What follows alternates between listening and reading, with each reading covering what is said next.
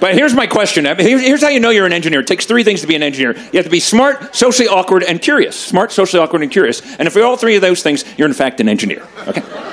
That's what it takes. Smart, socially awkward, and curious. Now, if you're... What was that? Rocketdyne? Thank you very much for yelling Aerospace company out. Do you want me to interview? Is that why you yelled that? Of all the things to heckle, Rocketdyne!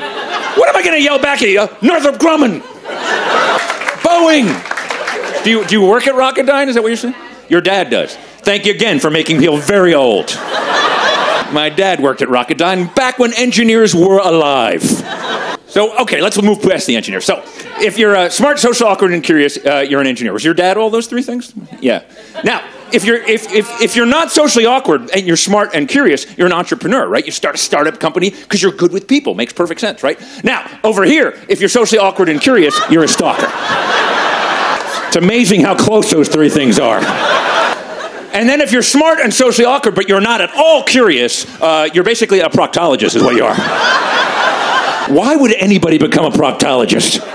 I'm not curious at all, but I'm smart, I can go to medical school, and I like to stick my hand up people's butts. I should be a proctologist. So you're probably asking yourself, am I a cool engineer like you, Don? Here's some signs you know you're an engineer. When you go to Fry's, you know Fry's here? When you go to Fry's, people ask you questions. That's how you know you're an engineer. Happens to me every time I go in there. They're like, you answer a question for me? I'm like, I don't work here. I go, I know, but you clearly know the answer. I mean, look at you. You're tucking your nipples in, your pants are so high.